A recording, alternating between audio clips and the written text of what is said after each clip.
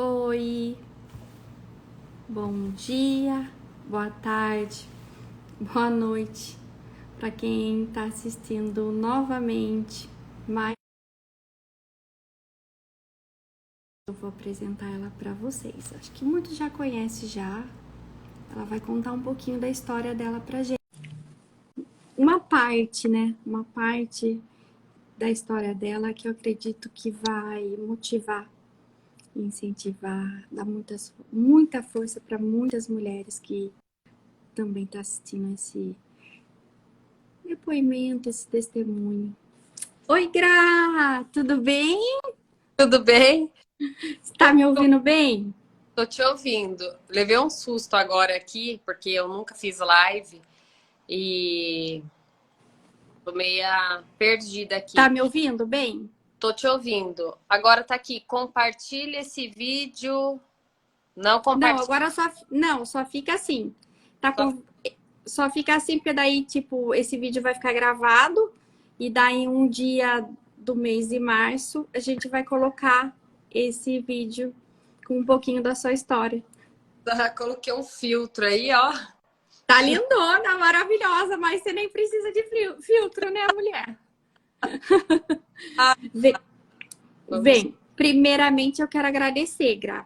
Agradecer em você poder ter aceitado participar desse projeto, em ter liberado um pouquinho do seu tempo, que eu sei que é bem corrido, para compartilhar um pouquinho da sua história, um pouquinho da sua força, da sua garra e incentivar mulheres a se tornarem grandes mulheres como você. Obrigada Obrigada e de você ter me convidado. Assim, de qualquer forma, eu acho que todo mundo tem uma história, né? Cada mulher, né? Cada ser humano tem as suas dificuldades, diferentes formas, né? De superação, de luta, né? todas. E aí eu acho que a sua, por exemplo, é um exemplo, realmente. Por isso que eu pedi para você participar desse projeto Mulheres Apaixonantes. Uma Eu, mulher que sempre lutou pela carreira, lutou pelos ideais, depois lutou por ser mãe, e toda uma parte da sua vida. E eu acredito que muitas mulheres acabam assim, ou se punindo por isso, ou abdicando disso. E aí, então, com o seu depoimento, com o seu testemunho, eu acho que muitas mulheres podem se incentivar, se espelhar com a sua história, saber que, assim, mesmo sendo difícil, mesmo sendo, assim, um caminho de pedras, que óbvio, em tudo na nossa vida a gente passa por dificuldades, a gente passa por abdicações, mas hoje você tá aí, uma mulher linda, realizada, mãe, com uma carreira, com propósitos numa carreira. Então aí eu ia pedir para você contar um pouquinho da sua história pra gente. tá. Aí, você quer que eu fale mais da parte da maternidade, né? É o que você achar que é interessante, assim, começa assim, você trabalhava como advogada e depois se formou, foi para São Paulo tentar carreira. Vamos lá. Eu, com 19 anos, entrei na faculdade, né? Estudamos juntos lá em Pinhal.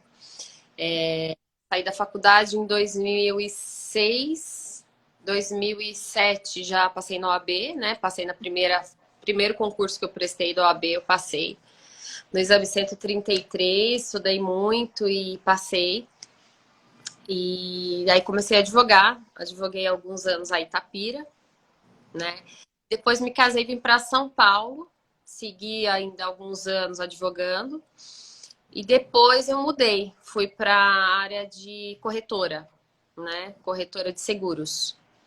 Então eu tenho ainda uma corretora.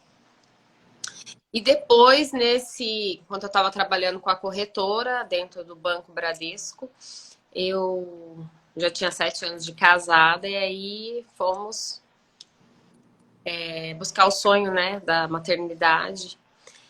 E foi quando eu engravidei dos gêmeos, né? E aí a minha vida mudou assim completamente, né? Porque até então, assim, a vida era focada mais em trabalhar, em viajar, em estudar e conquistar, né? Aquela Sim, vida. conquistar sua vida, seu espaço aí em São Paulo, sua profissão, seu lugarzinho aí, né? Como empreendedora, né? Porque é diferente. Você ainda foi para a capital, né? Do Brasil, então tem uma concorrência grande também, né? Exatamente. É outro mundo, né? É outro mundo. Para mim foi um choque, assim, grande. Sofri bastante aqui até aprender, né?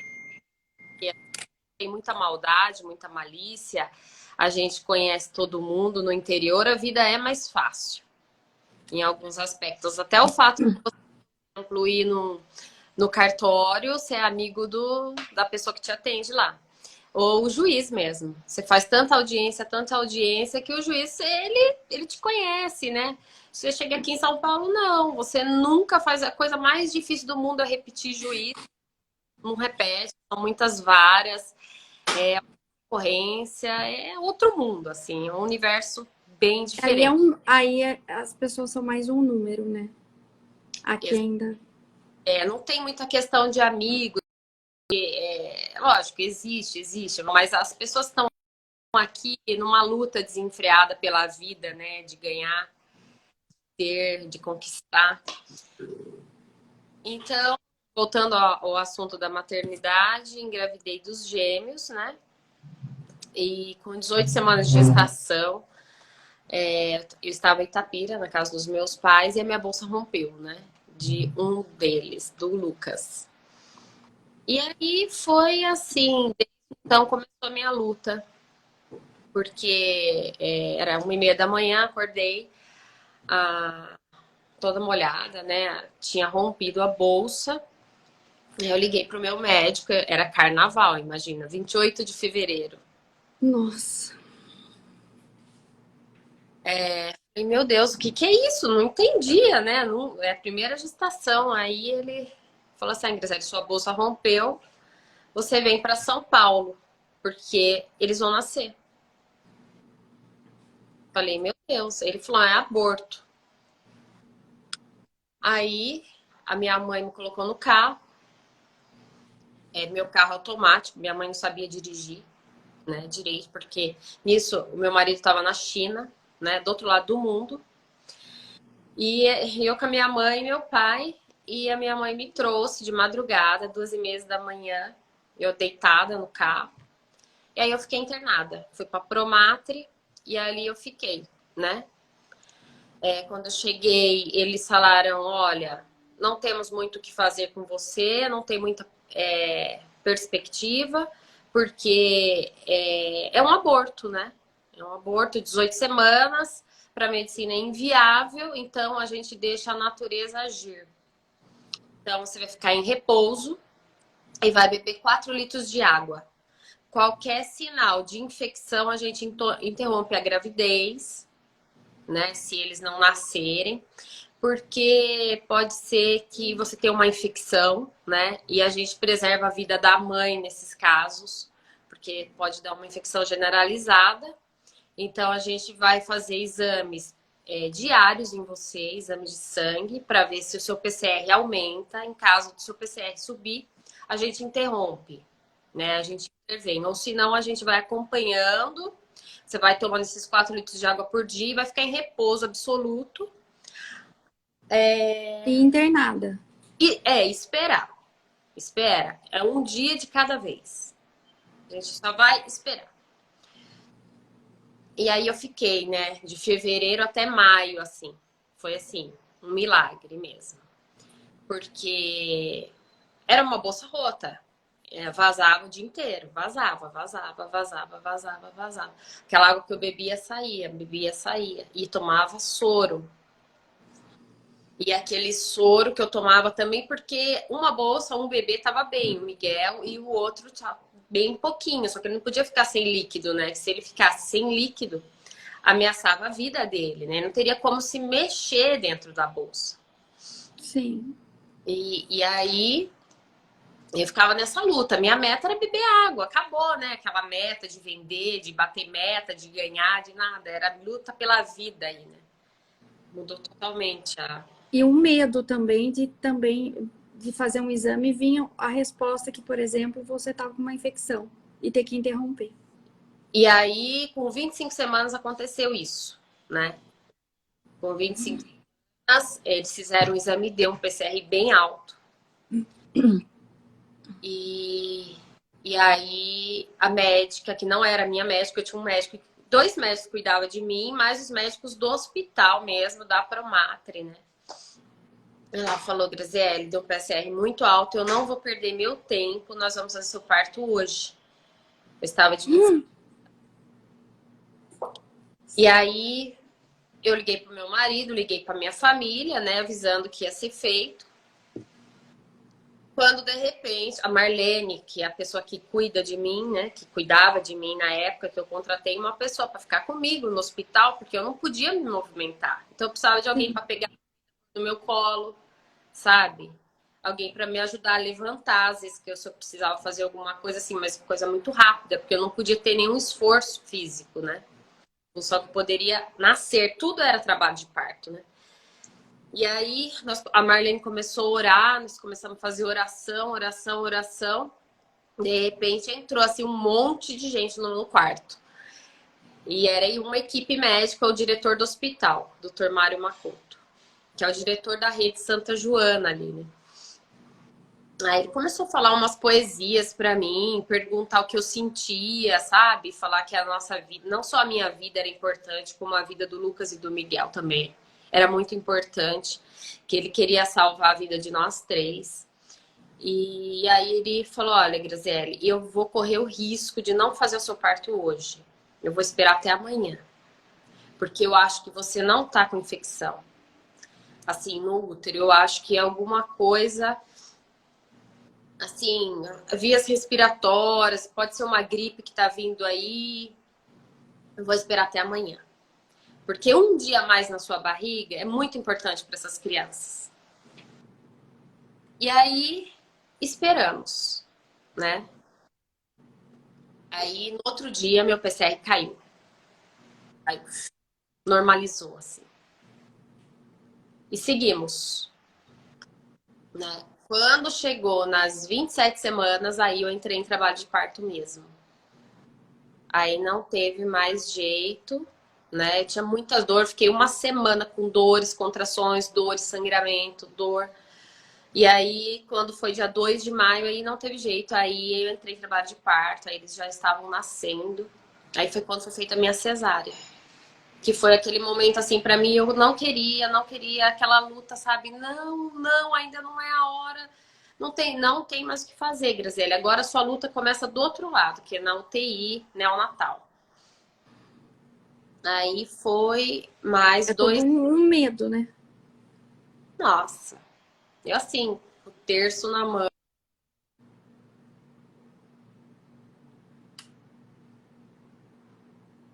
Ficou mudo, Gra.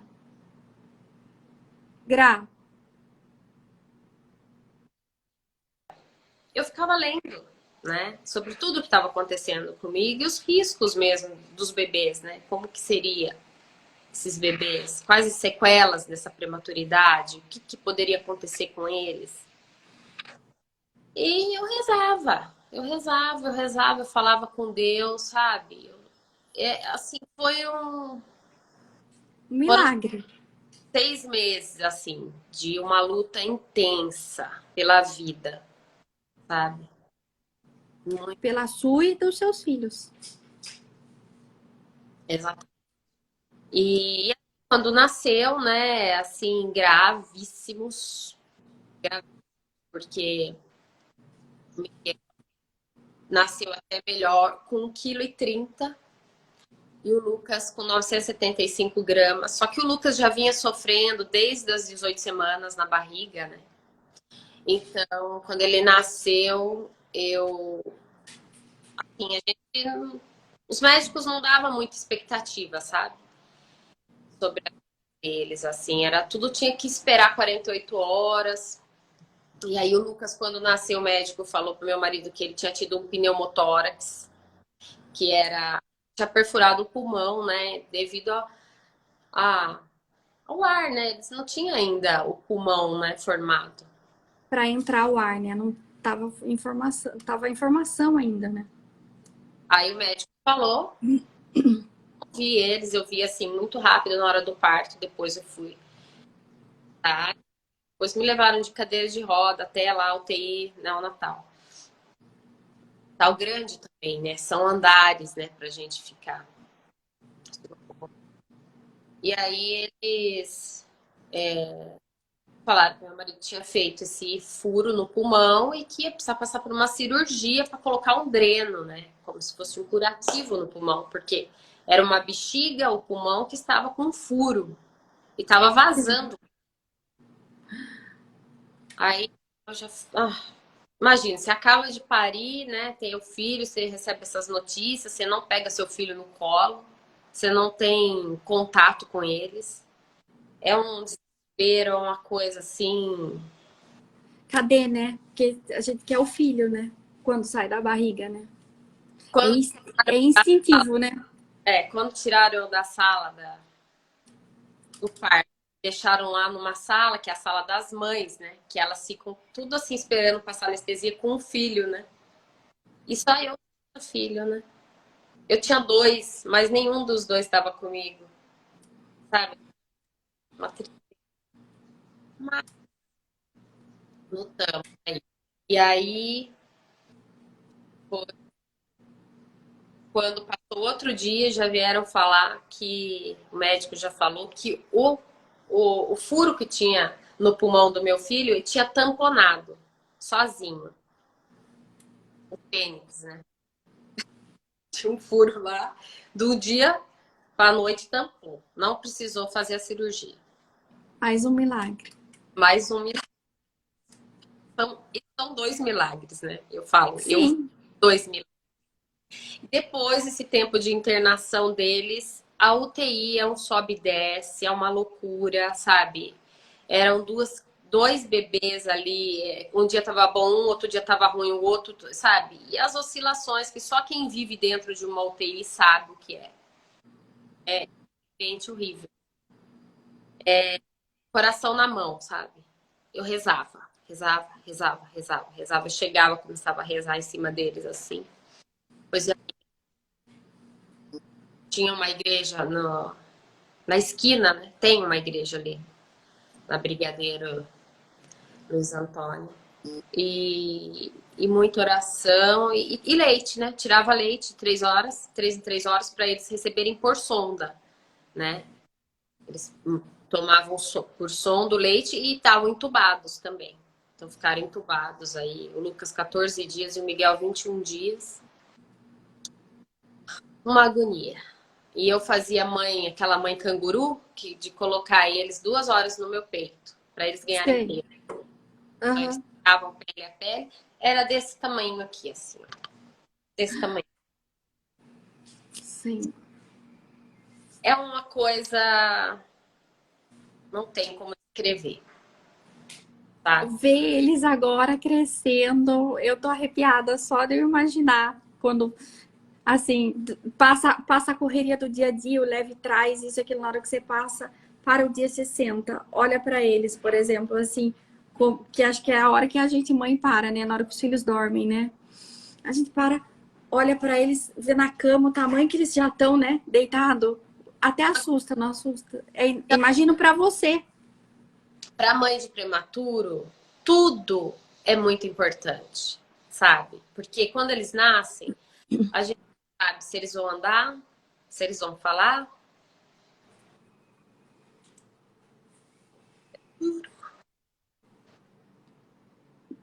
Tudo é uma vitória, né?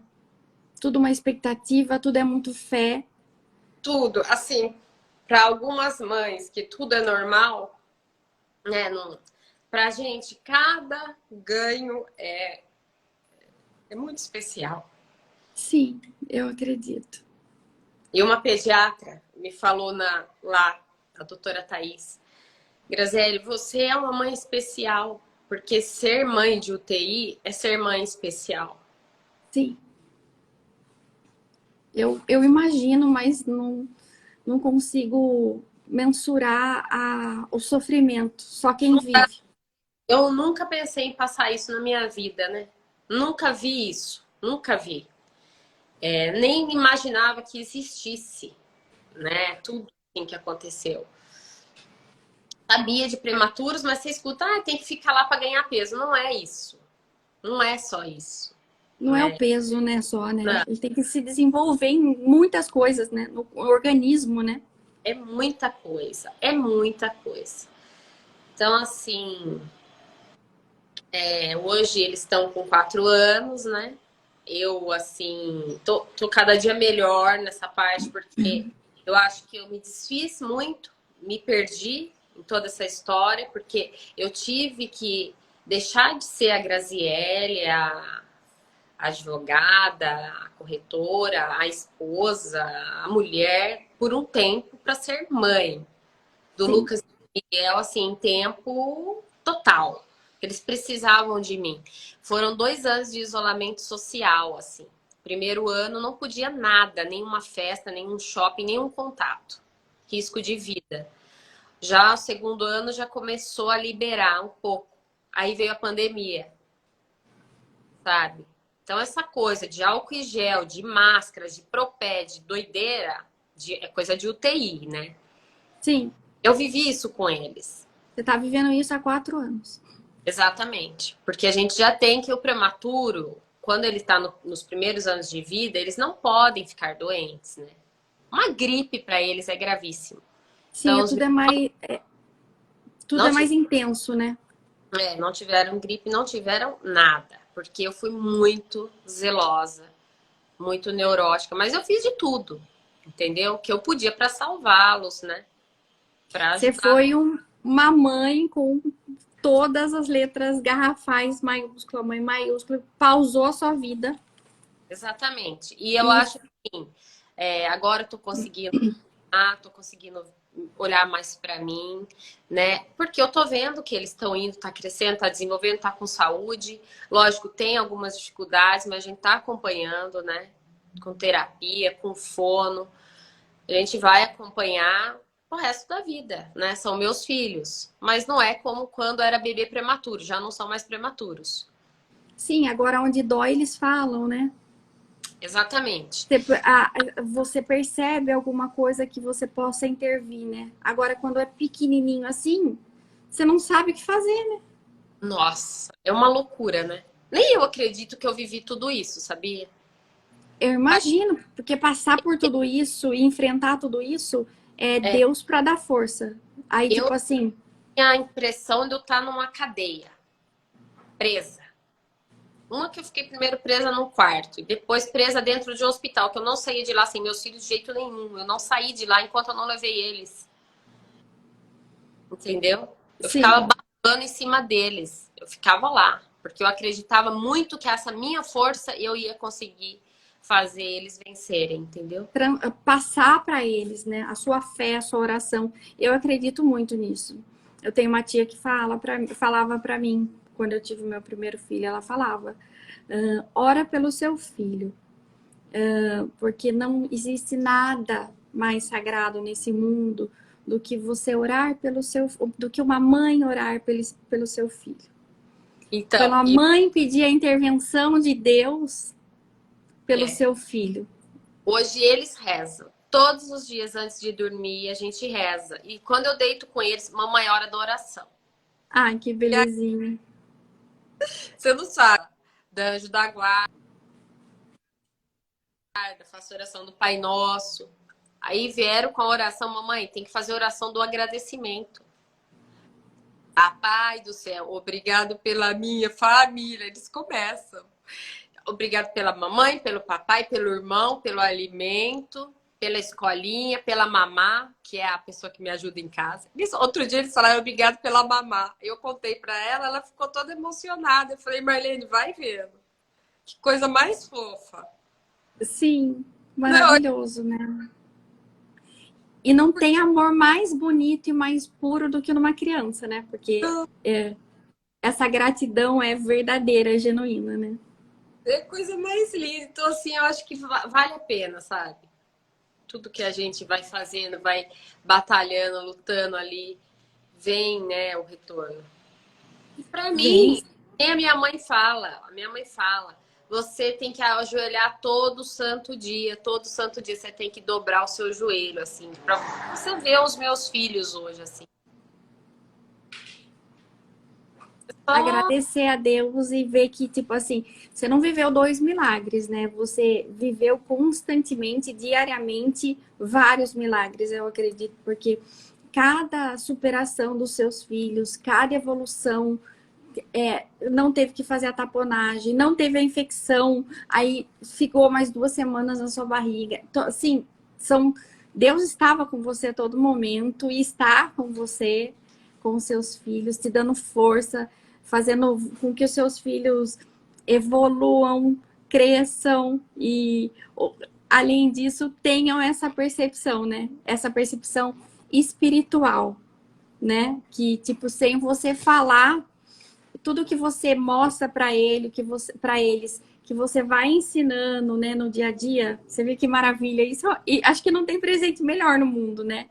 não tem. Ver assim, ver as ações e as palavras genuínas dos filhos que são reflexo dos nossos gestos e não da nossa fala, né? Eles observam tudo o tempo todo, né? E, Então, e olha que maravilha, olha o coração, né?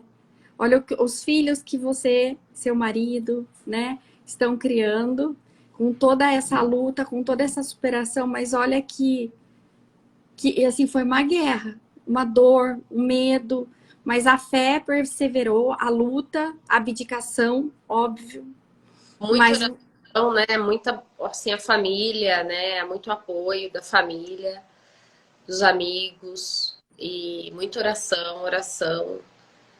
E vencemos, né? A prematuridade vencemos. Agora seguimos aí com as outras batalhas, né? mas agora é como se filho é para sempre, É, né? Sempre a gente tem alguma coisa, sempre a gente vai ter preocupação. Daqui a pouco você vai estar preocupada com a faculdade que eles vão cursar, com as namoradas. a minha amiga a Vanessa, a advogada também, ela fala: ai, Graziele, eles vão estar com 18 anos, você vai achar que eles estão dando trabalho, você é a vida inteira. Você fala. Porque sempre que ela pergunta, ai, tá dando trabalho? Tipo, não, agora é outros trabalhos, né? Mas a gente sempre vai achar que dá, né? Que tem a preocupação. Mas eu acho que a minha história, assim, acho que uma passagem aí da minha vida que, para mim, é muito forte, né?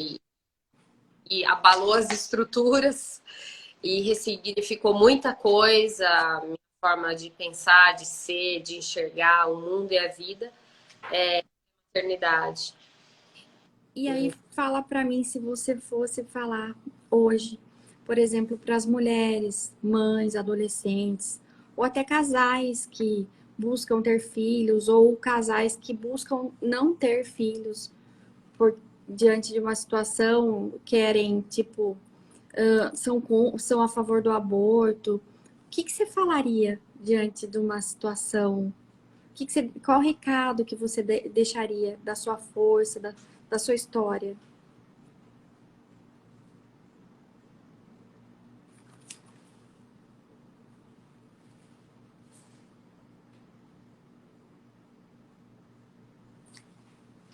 Gra?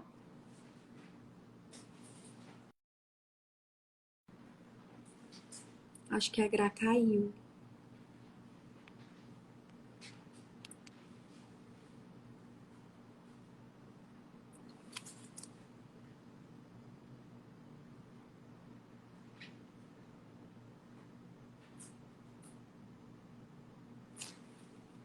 Tô mandando convite para você, Gra.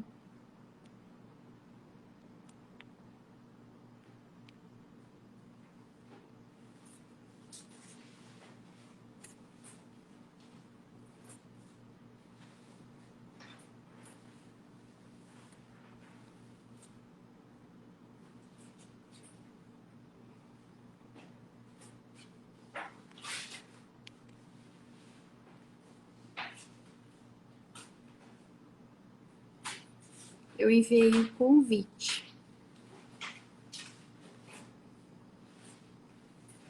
Será que a Gra tá nos ouvindo e nos vendo? Quanta superação, né? Imagina, né? Ter 6 meses de hospital, 6 meses nessa luta, nessa incerteza e essa luta. E saber e ver o agir de Deus na vida dela, dos filhos. Obviamente que deve ter dado muito medo, mas hoje é uma vitória, né? Eu tô chamando você novamente, Gra. Você tá me vendo?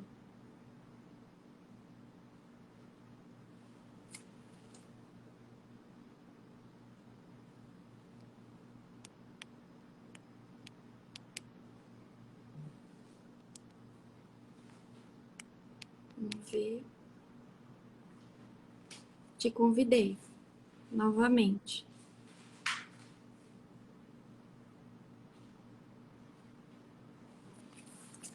Eu vou salvar esse pedaço dessa live e vou chamar você de novo.